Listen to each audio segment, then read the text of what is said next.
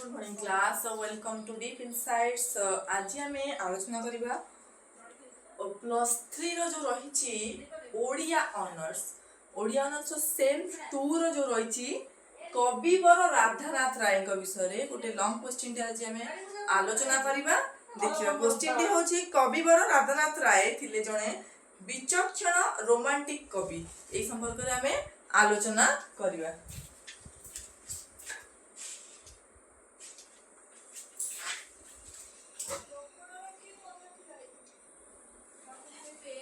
बर्तमान देखा ओडिया साहित्य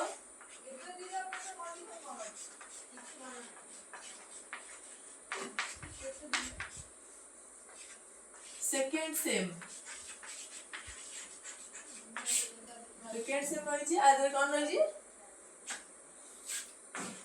कविवर राधानाथ राय जोड़ा इम्पोर्टेंट रहा मतलब देखा बाकी सब जिनस गुड़िक आलोचना करवा विषय वस्तु है देखा कविवर राधानाथ राय थिले जणे विचक्षण रोमांटिक कवि ए विषय बर्तमान आम आलोचना करवा किभली भाबरे कविवर राधानाथ राय को विचक्षण रोमांटिक कवि भाबरे गणना करा जायछि से विषय आलोचना करवा। देखिबा उत्तर ओडिया साहित्यर मध्ययुगीय काव्य कलार भाव और भावनार सुदीर्घ राजत्व करे समय और संस्कृतिर परिवर्तन क्रम रे परिवर्तन देखा देथिला। नव जागरण साहित्य एही समय पाश्चात्य संघर्ष हेतु साहित्य रे देखा देला आधुनिकतार विकास नवजुग जागरण जो साहित्य घटी से कौन होता ना साहित्य रे आधुनिकतार परिप्रकाशर छिटा देखा मिलता। ओडिशा साहित्य रे जो माने आधुनिकतार स्वर संचार आनी उभा हेले सेही मानक मध्यरु कविवर राधानाथ राय थिले अन्यतम है कि आधुनिकतार प्रभाव जो देखा मिलला ओडिया काव्य साहित्य रे तार प्रथम बिंधाणी थिले कविवर राधानाथ राय है ना। आधुनिक ओडिया काव्य कविवर राधानाथ राय प्रथम करी रोमांटिक चेतनार अवस्थान घटाइथिले। ताले आमे कोन जानिले प्रथम करी रोमांटिक चेतना ओडिया साहित्य रे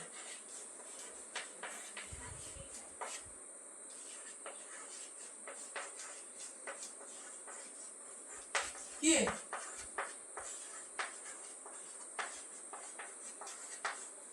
प्रथम करी रोमांटिक चेतनार यदि फलन होइथिला ओडिया साहित्य रे ताले तार श्रेय जीव कविवर राधानाथ राय को ना। आधुनिक ओडिया काव्यवर राधानाथ राय कौन करथिले ना एही चेतना को स्वकीय काव्य रे कौन करथिले सुप्रतिष्ठा कराइथिले। एही चेतना को स्वकीय निज काव्य रे रोमांटिक चेतना को निज काव्य रे उपस्थापन कराइथिले।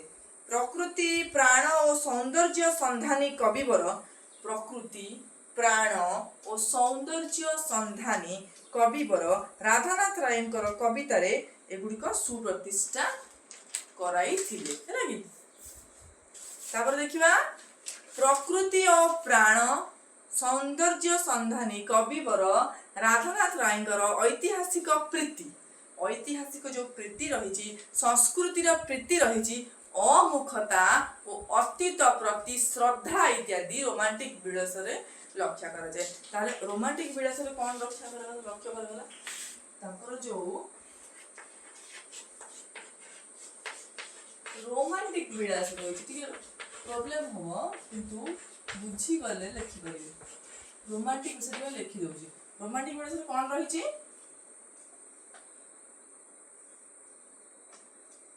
प्रकृति रही आ कौन रही सौंदर्य संधान करा जायछि सौंदर्य संधान ओके देन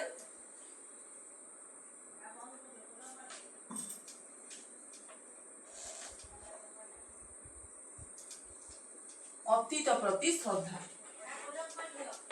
ଅତୀତ ପ୍ରତି ଶ୍ରଦ୍ଧା ଏଇଠାରେ ଦେଖିବାକୁ ମିଳେ। କୋଉଠି ତାଙ୍କର ଯୋଉ ରୋମାଣ୍ଟିକ ବିଳାସ ରହିଛି ସେଥିରେ ପ୍ରକୃତି ଦେଖିବାକୁ ମିଳେ, ସୌନ୍ଦର୍ଯ୍ୟ ସନ୍ଧାନ ଦେଖିବାକୁ ମିଳେ, ଅତୀତ ପ୍ରତି ଶ୍ରଦ୍ଧା ମଧ୍ୟ, ଏଇ ତିନୋଟି ଜିନିଷ ମୁଖ୍ୟ ଭାବରେ ଦେଖିବାକୁ ମିଳିଥାଏ ହେଲା। ରାଧାନାଥ ରାୟ ପ୍ରକୃତିର ଉପାସକ ଥିଲେ। ତାଙ୍କୁ ଯେହେତୁ ପ୍ରକୃତି ରୁ ସୃଷ୍ଟ ଲେଖାବଳୀ ଗୁଡିକ ତାଙ୍କର ରଚନା ଥିଲା, ତେଣୁ ଆମେ କହିବା ପ୍ରକୃତିର ଉପାସକ କେଉଁ କବିଙ୍କୁ କୁହାଯାଏ? ଯଦି ଆମେ କହିବା ଉତ୍ତର ଆସିବ ରାଧାନାଥ ରାୟ, ପ୍ରକୃତିର ଉପାସକ କି ରାଧାନାଥ ରାୟ, କବିବର ରାଧାନାଥ ରାୟ ପ୍ରକୃତିର ଉପାସକ। ଦେଖନ୍ତୁ ସେ ପ୍ରାକ୍ତନ ପ୍ରକୃତିର ନୂତନ ସୌନ୍ଦର୍ଯ୍ୟର ଆବିଷ୍କାର କରିଥିଲେ। ପ୍ରାକ୍ତନ ପ୍ରକୃତିରେ ନୂତନ ସୌନ୍ଦର୍ଯ୍ୟର ଆବିଷ୍କାର କରିଥିଲେ କବିବର ରାଧାନାଥ ରାୟ। ତାଙ୍କ ପୂର୍ବରୁ କବିମାନଙ୍କ କୃତିରେ ପ୍ରକୃତି ସ୍ଥାନ ପାଇଥିଲେ। ତାଙ୍କ ପୂର୍ବରୁ ମଧ୍ୟ ଯୋଉ କବିମାନେ ଥିଲେ ତାଙ୍କର ରଚନାବଳୀରେ ମଧ୍ୟ ପ୍ରକୃତି ସ୍ଥାନ ପାଇଥିଲା ସତ, କିନ୍ତୁ ରାଧାନାଥ ହେଉଛନ୍ତି ପ୍ରଥମ କବି ଯେ ପ୍ରକୃତିରେ ମାନବୀୟ ଭାବ ସତ୍ତାର ଆରୋପ କରିପାରିଥିଲେ। କଣ କରିପାରିଥିଲେ? ଅଲଗା କବିଙ୍କ ଠାରୁ ସେ କିଭଳି ଭିନ୍ନ ହେଲେ? ନା ତାଙ୍କର ଯୋଉ ରହିଛି, ତାଙ୍କର ଯୋଉ କବିତା ଗୁଡିକ ରହିଛି ସେଥିରେ କଣ ରହିଛି? ତାଙ୍କ କବିତା ଗୁଡିକରେ କଣ କରିଥିଲେ? ସେ ମାନବୀୟ ଭାବ ସତ୍ତା,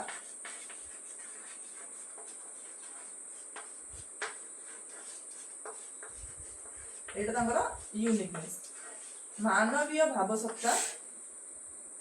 ତାଙ୍କର କବିତାଟା ପ୍ରକୃତିରେ ମାନବୀୟ ଭାବ ସତ୍ତା, କୋଉଠି? ପ୍ରକୃତିରେ। ଏଇଟା ତାଙ୍କ କବିତାକୁ ଅନ୍ୟ କବି ମାନଙ୍କର କବିତା ଠାରୁ ଅଲଗା କରେ, ଭିନ୍ନ କରେ ହେଲା। କାବ୍ୟରେ ପ୍ରକୃତି ଏକ ନୂତନ ରୂପରେ ରୂପାୟିତ ହୋଇଛି। କାବ୍ୟ ଗୁଡିକ, ତାଙ୍କର ଯୋଉ କାବ୍ୟ ଗୁଡିକ ରହିଛି ଗୋଟେ ପ୍ରକୃତିକୁ ଗୋଟେ ନୂତନ ରୂପରେ ରୂପାୟିତ ହୋଇଛି ପ୍ରକୃତି। ତାପରେ କଣ ଦେଖନ୍ତୁ, ସବୁଠୁ ଭଲ ତାଙ୍କର ରଚନାଟି ହେଉଛି କବି ଯୋଉ କଲେ କଣ, ଚିଲିକାକୁ ପ୍ରେୟସୀ ଓ ସଖୀ ଭାବେ ଗ୍ରହଣ କରି ତାକୁ ଉତ୍କଳର ଚାରୁ ଗନ୍ତାଘର ଓ ଉତ୍କଳର ଲକ୍ଷ୍ମୀର ଶୋଭାର ଭଣ୍ଡାର ଭାବରେ କଳ୍ପନା କରିଛନ୍ତି ହେଲା କି। ପୁନଶ୍ଚ ତାଙ୍କ ପ୍ରକୃତିରେ ଅନେକ ଚିତ୍ର ମାନବୀୟ ଅଟେ। ତାଙ୍କର ପ୍ରକୃତିରେ ଅନେକ ଚିତ୍ର ମାନବୀୟ ଅଟେ। ଏଇଭଳି ଭାବରେ ତାଙ୍କର କବିତା ରଚନା ଗୁଡିକ ଦେଖିବାକୁ ମିଳେ ହେଲା କି। ତେଣୁ ତାଙ୍କ ପାର୍ବତୀ କାବ୍ୟରୁ ଏହାର ଦୃଷ୍ଟାନ୍ତ ଆମେ ନେଇପାରିବା। ତାଙ୍କର ଯୋଉ ରଚନା ଗୁଡିକ ରହିଛି ସେଥିମଧ୍ୟରୁ ପାର୍ବତୀ କାବ୍ୟରୁ ଏହି ଦୃଷ୍ଟାନ୍ତଟିକୁ ଆମେ ନେଇପାରିବା ହେଲା। କବି ରାଧାନାଥଙ୍କ ସାହିତ୍ୟରେ ଜାତୀୟ ସଚେତନତା ଲକ୍ଷ୍ୟ କରାଯାଏ। ଆଉ ଗୋଟେ ପଏଣ୍ଟ ଆମେ ପାଇଲେ, କଣ ଦେଖାଯାଏ? ଜାତୀୟ ସଚେତନତା। କେବଳ ମନୋରଞ୍ଜନ ପାଇଁ ସେ କବିତା ଲେଖନ୍ତିନି, ଜାତୀୟ ସଚେତନତା ମଧ୍ୟ ତାଙ୍କର କବିତାର ଗୋଟିଏ ଗୁଣାବଳୀ ହେଲା। ତେଣୁ ତାଙ୍କୁ କବିବର ଆଖ୍ୟାରେ ଆଖ୍ୟାୟିତ କରାଯାଇଛି। ତାପରେ ଦେଖିବା ଆଉ କଣ ନା, ରାଧାନାଥଙ୍କର ମହାଯାତ୍ରା ଓ ଶିବାଜୀଙ୍କର ଉତ୍ସାହ ବାଣୀରୁ ଅନୁସନ୍ଧାନ କରି ଦେଶବାସୀଙ୍କୁ ସେ ଉଦ୍ବୋଧନ କରିଛନ୍ତି। ତାଙ୍କର ମହାଯାତ୍ରା କବିତା ମାଧ୍ୟମରେ ସେ କଣ କରିଛନ୍ତି ନା, ଦେଶବାସୀ ମାନଙ୍କୁ ସେ ଉତ୍ସାହିତ କରିଛନ୍ତି। ତାଙ୍କର ଉଷା ଆଉ ପାର୍ବତୀ କାବ୍ୟରେ, ଆଉ ତାଙ୍କର ଆମେ ଆଲୋଚନା କରୁଛୁ ତାଙ୍କର ଉଷା ଏବଂ ପାର୍ବତୀ ଦୁଇଟି କାବ୍ୟର ନାଁ ଆମେ ଜାଣିଲେ, ଉଷା ଏବଂ ପାର୍ବତୀ। ଉଷା ପାର୍ବତୀ ତାଙ୍କର କାବ୍ୟ, କବିବର ରାଧାନାଥ ରାୟଙ୍କର କାବ୍ୟ। ଏଥିରେ କଣ ଆମେ ଦେଖିବାକୁ ପାଉଛେ? ଉଷା ଏବଂ ପାର୍ବତୀରେ କଣ ମିଳେ? ଐତିହ୍ୟ ପ୍ରୀତି ଓ ଜାତୀୟତା ବୋଧର ଚିହ୍ନ ଦେଖିବାକୁ ମିଳେ ହେଲା। ଐତିହ୍ୟ ପ୍ରୀତି ଓ ଜାତୀୟ ବୋଧ, ଦୁଇଟା ଜିନିଷ, ଜାତୀୟ ବୋଧ ଓ ଐତିହ୍ୟ ପ୍ରୀତି ତାଙ୍କର ଏଇ ଦୁଇଟି ରଚନା ଉଷା ଓ ପାର୍ବତୀରେ ଦେଖିବାକୁ ମିଳେ। ଦେଖନ୍ତୁ ତାପରେ ତାଙ୍କର ଅଧିକାଂଶ କାବ୍ୟ କବିତାରେ ପ୍ରେମ ଚେତନାର ଏକ ସ୍ୱତନ୍ତ୍ର ରୂପ ମିଳେ। ପ୍ରେମ ଚେତନାର ଆମେ ଜାଣିଛେ ରୋମାଣ୍ଟିକ କବି ମଧ୍ୟ ରହନ୍ତି, ପ୍ରେମ ଚେତନାର ଗୋଟେ ଅନ୍ୟ ରୂପ ତାଙ୍କ କବିତାରେ ଦେଖିବାକୁ ମିଳିଥାଏ। ତାଙ୍କର ଏଇ ଚିନ୍ତାଧାରାର ଦୃଷ୍ଟାନ୍ତ ଚିଲିକାକୁ ଗ୍ରହଣ କରାଯାଇପାରେ। ଚିଲିକାକୁ ଆମେ ତାଙ୍କ ଦୃଷ୍ଟାନ୍ତ ଭାବରେ ଗ୍ରହଣ କରିପାରିବା। ଚିଲିକାକୁ ଦେଖିଲେ ଜାଣିପାରିବେ ତାଙ୍କର କବିତା ମାନଙ୍କର ପ୍ରେମ ସିଦ୍ଧାନ୍ତର କିଭଳି ଜିନିଷଟା ଦେଖିବାକୁ ମିଳେ।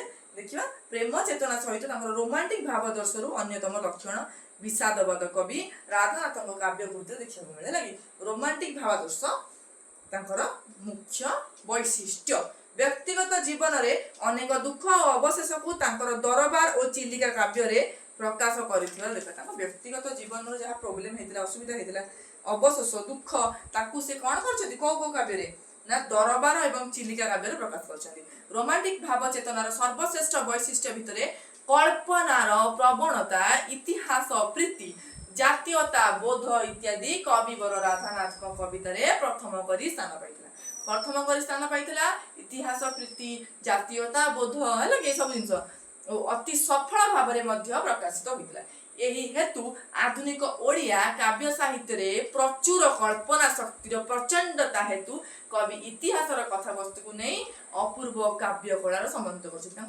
मुख्यतः जो रचना गुड़िक रही कविता गुड़िक रही काव्य गुड़िक रही देखो वर्तमान काल्पनिक काव्य गुड़िक जोड़ा कि पढ़ा बहुत भल लगे एवं कौन तार जो विषय वस्तु इतिहास ग्रहण कर वर्तमान विषय वस्तु न समस्त विषय वस्तु गुड़िक इतिहास ग्रहण कर मोट उपर रोमांटिक चेतनार केतक बलिष्ठ रोमांटिक चेतनार केतक बलिष्ठ लक्षण भाव में परिगणित होता विषादवाद प्रकृति प्रीति सौंदर्य चेतना ये सब जिन देखो विषादवाद प्रकृति प्रीति सौंदर्य चेतना आनंद बोध कल्पना प्रवणता इतिहास प्रीति जातीयता बोध इत्यादि कविवर राधानाथ कवितार प्रथम स्थान अधिकार कर अति सफल भाव से प्रकाशित होते ये जो जिन गुड़िक जेहेतु कविता गुड़िक खूब सुंदर एवं रोमांटिक धर्मी कविता बहुत सफल भाव में कविता गुड़िक प्रकाशित होता यही हेतु आधुनिक ओडिया काव्य साहित्य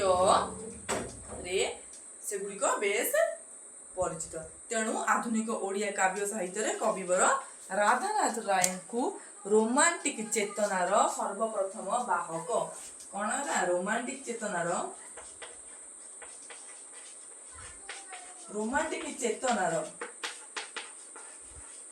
प्रथम बाहक भाव से जना शुण देखो बर्तमान देखा कविवर राधानाथ राय कौन पे फेमस ना जो कवितार जो रही प्रथम करी से रोमांटिक चेतनार व्यवहार करते रोमांटिक विलास कौन सब रही प्रकृति रहे सौंदर्य संधान रहे आ कौन रहे अतीत प्रति श्रद्धा देखा मिले साधारणतः जो विषय वस्तु जो सब रही जो चरित्र गुड़िक से सब गुड़िक प्रकृति सहित सम्मिलित एवं सब गुड़िक प्राय इतिहास ही आसी इतिहास सृष्टि कल्पना विलासी लेखा गुड़िक प्रकृति से उपासक भाव गणना कर कविता प्रकृतिर मानवीय सत्तार गोटे रूप देखा मिले एग्जांपल चिलिका